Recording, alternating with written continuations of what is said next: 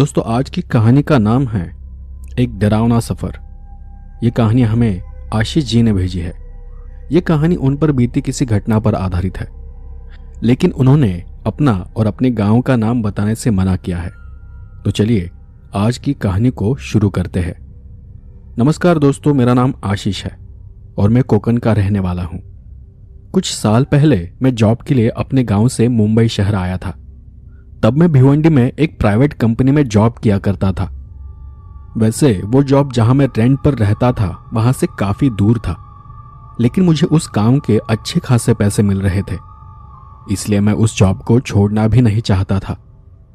आप तो जानते हैं कि आजकल अच्छी नौकरी मिल पाना बहुत मुश्किल है। वहां सब कुछ अच्छा था, बस एक दिक्कत थी कि नए ज्वाइनों को छुट्टियां नहीं मिलती थी। अगर किसी को छुट्टी लेनी होती तो उसे 1 महीने पहले कंपनी को बताना पड़ता था। कोई इमरजेंसी या किसी मेडिकल लीव पर भी जाता तो कंपनी का आदमी आकर उसे चेक करता था।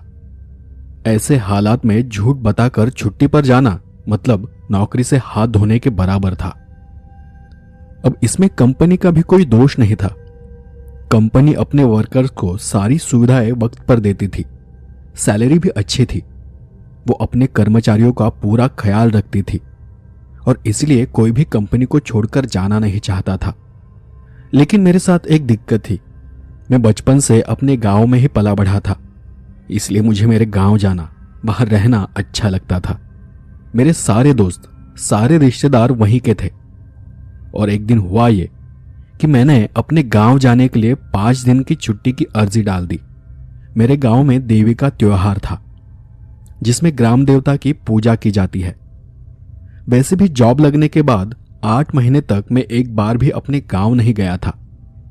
नया होने के कारण मुझे गांव जाने के लिए छुट्टियां नहीं मिल रही थी। मुझे इस बात का भी डर था कि कहीं मुझे जॉब से निकाल न दे। उसी वक्त दिवाली का त्योहार भी था, तो मेरी कंपनी ने मेरी छुट्टी कैंसिल कर दी। मेरे बजाय जो लोग वहां पुराने थे और बहुत पहले से काम कर रहे थे, उन्हें छुट्टी पर छोड़ा गया। मैं थोड़ा निराश हो गया, क्योंकि इतने महीने से मैं ईमानदारी से काम कर रहा था। मैं अब उस जॉब को छोड़ने के बारे में सोचने लगा। दिवाली होने के बाद अचानक मुझे बताया गया कि मुझे 3 दिन की छुट्टी मंजूर की गई है। मैं हैरान हो गया, क्योंकि तब मुझे छुट्टी की कोई जरूरत ही नहीं थी, कोई काम भी नहीं था। गांव का त्योहार भी कब का खत्म हो चुका था। मुझे समझ में नहीं आया कि मैं अब क्या करूं, कि अब छुट्टी मिल ही गई है तो गांव होकर आ जाओ, पता नहीं फिर कब छुट्टी मिले। यहां इस कंपनी में ऐसा ही चलता है।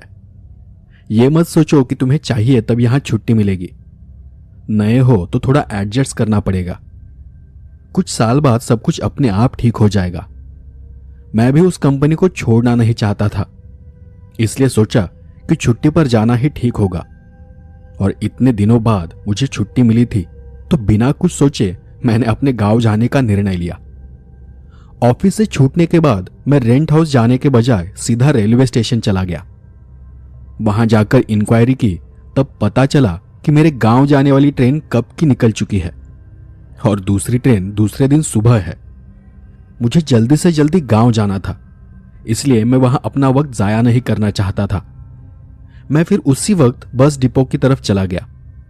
वहां जाकर पूछताछ की तो पता चला कि उस वक्त मेरे गांव जाने के लिए कोई भी बस नहीं है। बहुत देर हो गई थी और सारी बसें कब की जा चुकी थी। अब मैं सच में बहुत निराश हो गया। एक तो बहुत दिनों बाद मुझे छुट्टी मिली थी और अब गांव जाने के लिए कोई भी बस, कोई भी ट्रेन नहीं थी। रात भी बहुत हो चुकी थी। सोचा कि यहां वहां भटकने से अच्छा है कि मैं अपने कमरे, अपने रेंट हाउस पर चला जाऊं। अगले दिन गांव जाने में कोई मतलब नहीं था, क्योंकि मेरा पूरा दिन सफर में निकल जाता और फिर गांव पहुंचकर मुझे फिर कुछ ही घंटों में वापस निकलना पड़ता। मैं निराश होकर डेपो से बाहर चला गया। वहीं एक आदमी रिक्शा के पास बीड़ी पीते हुए खड़ा था। मैंने उस आदमी के पास जाकर कहा, स्टेशन चलोगे? उसने हां में सिर हिलाते हुए बीड़ी को वहीं फेंक दिया और वो रिक्शा में बैठ गया। उसके पीछे पीछे मैं भी रिक्शा के अंदर बैठ गया। उसने रिक्शा को चालू करते हुए पूछा, क्या हुआ? मैंने अभी कुछ देर पहले तुम्हें यहां से भागते हुए डिपो के अंदर जाते हुए देखा था और अब तुम वापस बाहर आ गए हो। मैंने थोड़ा निराशा के स्वर में उसे बताया, कुछ नहीं, मुझे 3 दिन की छुट्टी मिली है और मैं बहुत दिनों बाद अपने गांव जाने वाला था, लेकिन यहां आया तो पता चला कि बहुत देर हो चुकी है। कोई ट्रेन कोई बस नहीं है, इसलिए मैं वापस घर जा रहा हूं। तब उस रिक्शा ड्राइवर ने मुझे अपने गांव के बारे में पूछा। मैंने उसे अपने गांव का नाम बताया। उस रिक्शा वाले ने मुस्कुराकर कहा, यहां आगे एक रास्ता है जहां से एक सरकारी बस गुजरती है रात के 12 या 12:30 बजे के करीब। अगर वो बस तुम्हें मिल गई तो तुम अभी भी गांव जा सकते हो। हाँ, बस एक बात है कि वो बस इस डिपो की नहीं है, इसलिए वो यहां नहीं आती। बाहर किसी डिपो से आकर बाहर के बाहर ही निकल जाती है। वो बस तुम्हारे गांव तक भी नहीं जाती। हाँ, लेकिन तुम्हारे गांव के करीब से गुजरती है। अगर तुम उस बस को पकड़ सके तो तुम्हारा काम हो जाएगा। उनकी बात सुनकर मुझे थोड़ा अच्छा महसूस हुआ। आखिरकार मुझे कोई आशा की किरण दिखाई दे रही थी। मुझे एक रास्ता दिखाई दे रहा था। तो मैंने उनसे पूछा, आप उस बस के बारे में कैसे जानते हो? उस आदमी ने बताया, मैं दिन रात इसी इलाके में रिक्शा चलाता हूं, इसलिए बस पता है। मैं तुम्हें एक रास्ते पर छोड़ देता हूं। थोड़ा इंतजार करना पड़ेगा, लेकिन वहां से तुम्हें वो बस मिल जाएगी। मुझे भी किसी तरह अपने गांव जाना था, इसलिए मैंने बिना सोचे उन्हें हां कर दिया। उस रिक्शा वाले ने मुझे कुछ ही देर में एक सुनसान रास्ते पर छोड़ दिया और वहीं खड़े होकर उस बस का इंतजार करने के लिए कहा। और जैसे उसने बताया था, मैं उसी सुनसान रास्ते पर बस का इंतजार करते हुए खड़ा हो गया। उस वक्त रात के कुछ 12 बज रहे थे और मैं अकेला ही वहां खड़ा था। पता नहीं था कि कितना इंतजार करना पड़ेगा। ऊपर से सरकारी बस थी, आएगी भी या नहीं कुछ पता नहीं था। किसी से पूछताछ करने का भी कोई उपाय नहीं था। धीरे धीरे वक्त बीतता चला गया। मैं आधे घंटे से वहां अकेला ही खड़ा था। एक बात मुझे अजीब लगी कि इतनी देर में वहां से एक भी गाड़ी नहीं गुजरी थी। मैंने सोचा कि अब इतना इंतजार कर ही लिया है तो कुछ देर और सही। मैं वहीं एक पत्थर पर बैठ गया।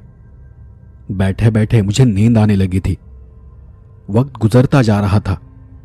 12 के 12:30 बज गए, फिर 1 बज गया। पता ही नहीं चला कि वक्त कैसे गुजर गया। फिर मुझे थोड़ा अजीब लगने लगा। मुझे लगा कि शायद गांव जाना मेरे नसीब में ही नहीं है, या फिर ऐसा हो सकता है कि बस मेरे आने से पहले ही यहां से चली गई होगी। मैं बहुत निराश हो गया था। मैंने अपना बैग उठाया और वापस स्टेशन की तरफ जाने लगा। तभी मुझे कहीं दूर से एक रोशनी सी मेरी तरफ आती हुई दिखाई दी। मैंने थोड़ा गौर से देखा तो वो एक सरकारी बस थी। उसे देख मुझे काफी अच्छा लगा। मैंने बस को हाथ दिखाया और कुछ ही सेकंड में वो बस मेरे सामने आकर रुक गई। मैंने खिड़की के पास बैठे कंडक्टर को मेरे गांव का नाम बताया और उनसे पूछा कि क्या ये बस मेरे गांव जाती है। उस कंडक्टर ने सिर्फ अपना सर हाँ में हिलाया। उसका वो जवाब सुनकर मैं खुश हो गया। आखिरकार मुझे बस मिल गई थी और मैं अब अपने गांव जाने वाला था। मैं जल्दी से दरवाजा खोलकर अंदर चला गया। जब मैं अंदर गया तो अंदर सब तरफ अंधेरा था।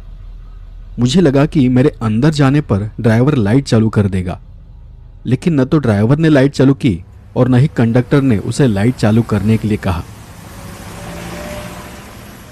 मुझे लगा कि शायद वो दोनों भूल गए होंगे। मैंने अपनी मोबाइल की फ्लैशलाइट ऑन की और खाली सीट को ढूंढते हुए पीछे चला गया। वहां बैठे सारे पैसेंजर सो रहे थे। सभी ने अपने सर झुकाए हुए थे। वो देख मुझे थोड़ा अजीब लगा, क्योंकि सभी एक जैसी हालत में थे। जब मैं आखिरी सीट तक पहुंचा तो देखा कि एक औरत पेट के बल लेटी हुई थी। मैं उसे जगाना चाहता था कि तभी मेरा ध्यान पास की सीट पर चला गया। पास की दूसरी एक सीट खाली थी। मैंने वहीं ऊपर अपना बैग रख दिया और उस खाली सीट पर बैठ गया। काफी देर इंतजार करने के बाद भी बस का कंडक्टर टिकट लेने पीछे नहीं आया। अंधेरा वहां बहुत घना था। अंधेरा होने की वजह से मैं आगे कुछ भी ठीक से देख नहीं पा रहा था। मुझे वहां बैठे हुए करीब 15 मिनट हो गए थे, लेकिन कंडक्टर अब भी अपनी जगह पर ही था। मुझे बैठे बैठे नींद आने लगी थी। मैं अकेला ही अपनी सीट पर बैठे बैठे झपकियां ले रहा था। मैंने सोचा कि जब उसे आना होगा तब आ जाएगा, और मैं वहीं अपनी जगह पर बैठा रहा। मुझे इतना याद नहीं कि तब वक्त क्या हो रहा था। आसपास सब कुछ बहुत शांत था। शायद सभी गहरी नींद में सो रहे थे। कोई किसी से बात नहीं कर रहा था। तभी एक अजीब सी आवाज ने मेरा ध्यान अपनी तरफ खींच लिया। वो आवाज मेरे पीछे की सीट से कहीं से आ रही थी। मैंने पीछे देखा तो मेरे पीछे की सीट पर कोई नहीं था। कुछ क्षण के लिए मुझे वो सब कुछ नॉर्मल लगा, और फिर अचानक मैंने पीछे मुड़कर देखा। मुझे याद आ गया कि अभी कुछ देर पहले मेरे पीछे कोई औरत थी। मैंने फिर गौर से देखा, लेकिन वहां सच में कोई औरत नहीं थी। पता नहीं अचानक वो औरत कहां चली गई थी। मैंने अपने आप को समझाते हुए कहा कि शायद वो औरत आगे कहीं चली गई होगी। मैंने उस बात को टाल दिया। मैंने ज्यादा ध्यान नहीं दिया और फिर से अपनी आंखें बंद कर ली। कुछ वक्त बाद एक बहुत ही जोर का झटका लगा और मेरी आंख खुल गई। मैंने देखा कि वहां उस बस में सारे लोग उल्टे सीधे होकर यहां वहां पड़े हुए थे। कोई बस की छत से चिपका हुआ था, तो कोई सीट पर आड़ा टेढ़ा पड़ा हुआ था। किसी की गर्दन टूटी हुई थी तो किसी का हाथ उखड़ा हुआ था। वो देख मुझसे रहा नहीं गया। मेरे पूरे शरीर में कपकपाहट सी फैल गई। मैंने घबराकर झट से अपनी आंखें बंद की। वो नजारा देख मैं बहुत डर गया था। अंदर भले ही अंधेरा था, लेकिन बाहर से आती रोशनी में मुझे उनके सिर्फ टूटे कटे अंग दिखाई दे रहे थे। मैंने घबराकर अपना मोबाइल निकालना चाहा। जब तक मैं अपना मोबाइल निकाल पाता, देखा तो सब कुछ पहले जैसे शांत हो चुका था। पता ही नहीं चला कि वो मेरा भ्रम था या फिर मेरा कोई सपना था। मुझे कुछ अजीब लगने लगा था। तब मेरा ध्यान खिड़की से बाहर चला गया। देखा कि बस बहुत तेजी से आगे बढ़ रही थी, जैसे ड्राइवर किसी नशे में गाड़ी चला रहा हो। मैं इतना तो समझ गया था कि गाड़ी की स्पीड हद से ज्यादा है। वो देख मुझे और भी डर लगने लगा था। मेरे साथ कुछ तो बहुत अजीब हो रहा था, या फिर उससे भी ज्यादा कुछ बुरा होने वाला था। डर के मारे मेरा गला सूख रहा था, तो मैंने ऊपर जहां सामान रखने की जगह थी वहां अपनी बैग लेने के लिए अपना हाथ डाला। ऊपर वाली उस जगह पर मुझे एक अजीब सा स्पर्श हुआ। वहां मैंने किसी के हाथ के स्पर्श को महसूस किया, लेकिन वो एहसास होने से पहले ही मैंने उसे बैग समझकर खींच लिया था, और अगले ही पल एक कटा हुआ हाथ मेरे आंखों के सामने लटक रहा था। मैंने घबराकर उसे दूर कर दिया और अपना हाथ हटा लिया। मैंने फिर घबराकर फ्लैशलाइट को ऑन कर दिया। देखा तो वो मेरे बैग का एक स्ट्रैप था। उसे हाथ समझकर मैं बहुत बुरी तरह से डर गया था। अब मुझे थोड़ा एहसास हो गया था कि यहां कुछ तो अजीब हो रहा है। कुछ तो है जो मेरी समझ के बाहर है। मैं अपनी सीट पर बैठकर सोचने लगा कि अब आगे क्या करना है। बस भी बहुत तेजी से चल रही थी और मैं कहा था मुझे कुछ पता नहीं था। फिर अचानक से एक बहुत ही तेज दुर्गंध आने लगी। इतनी तेज दुर्गंध कि उस दुर्गंध से मेरी तबीयत बिगड़नी शुरू हो गई। सारी खिड़कियां बंद थी। मैंने अपनी सीट की खिड़की को खोलने की कोशिश की, लेकिन शायद खिड़की जम गई थी। बहुत ताकत लगाने के बाद भी खिड़की नहीं खुली। मैं उठकर तेजी से कंडक्टर के पास चला गया और वहां जाकर मैंने उनसे कहा, जल्दी से बस को रोको, मुझे तकलीफ हो रही है, मेरा यहां दम घुट रहा है। उसने मेरी बात को सुनकर भी अनसुना कर दिया। मैंने फिर उससे कहा, देखो मुझे बहुत अजीब लग रहा है, मेरी तबीयत खराब है, मैं इस बदबू को सहन नहीं कर पा रहा हूं। तब उस कंडक्टर ने एक अजीब सी आवाज में कहा, ये बस किसी के कहने पर नहीं रुकती, ये बस तुम्हें तुम्हारी मंजिल पर ले जाने के बाद ही रुकेगी। उसकी वो आवाज सुनकर एक बिजली से मेरे अंदर दौड़ गई। फिर भी मैंने गुस्से में उससे कहा, कैसी मंजिल? तुम्हारी मौत।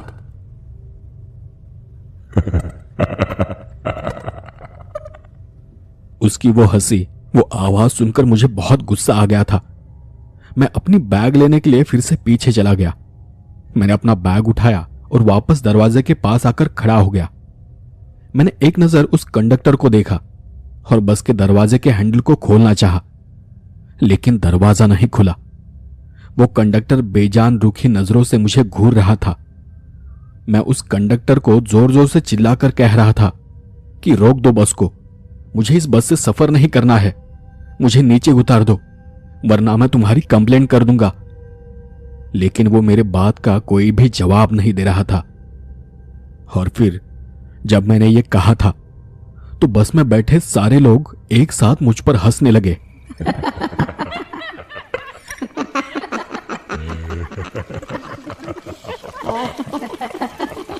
वो सब कुछ बहुत ही अजीब था। सब कुछ अजीब सा नजारा था। अजीब आवाजें थी जिसे देखकर और सुनकर मेरे रोंगटे खड़े हो गए। बहुत से लोगों के चेहरे गायब थे।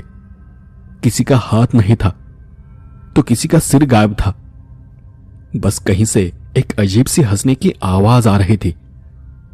मैं अपनी जान बचाने के लिए वहां से उठकर ड्राइवर की केबिन में चला गया।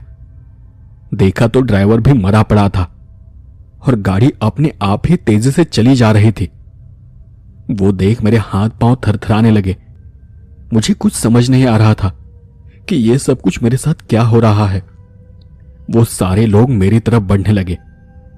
मैंने गाड़ी की कांच को तोड़कर वहां से कूदना चाहा और तभी एक बहुत जोर की टकराव की आवाज हुई और मैंने अपना होश खो दिया। कितने दिनों बाद मुझे होश आया था वो तक मुझे पता नहीं था। बस मैं इतना समझ रहा था कि मैं अपनी आंखें खोल नहीं पा रहा हूं, अपने शरीर को हिला नहीं पा रहा हूं। मेरा पूरा शरीर कहीं से दर्द कर रहा था। उसके कुछ दिनों बाद जब मुझे ठीक से होश आया तब मुझे पता चला कि मेरा एक पैर टूट गया है। चेहरे पर बहुत सारी चोटें हैं। एक हाथ पर और मेरे एक पैर पर प्लास्टर लगा है और मैं पिछले 3 हफ्तों से अस्पताल में पड़ा हुआ हूं। मेरे ठीक होने के बाद मेरे घर वालों ने मुझे बताया कि मैं एक गांव के पास किसी खाई में पड़ा हुआ मिला था। जब मैंने उनसे किसी बस के बारे में पूछा तब उन्होंने बताया कि मेरे आसपास कोई भी बस नहीं थी। उसके कुछ दिनों बाद मैंने और जानकारी निकाली और तब मुझे पता चला कि मेरे साथ हुए हादसे के कुछ दिन पहले ही उसी रास्ते पर एक सरकारी बस की दुर्घटना हुई थी और उस बस दुर्घटना में कंडक्टर और ड्राइवर समेत उस बस में बैठे सारे के सारे यात्री मर चुके थे। शायद मैं उसी बस से सफर कर रहा था। शायद वो कोई छलावा था जिसमें मैं फंस गया था।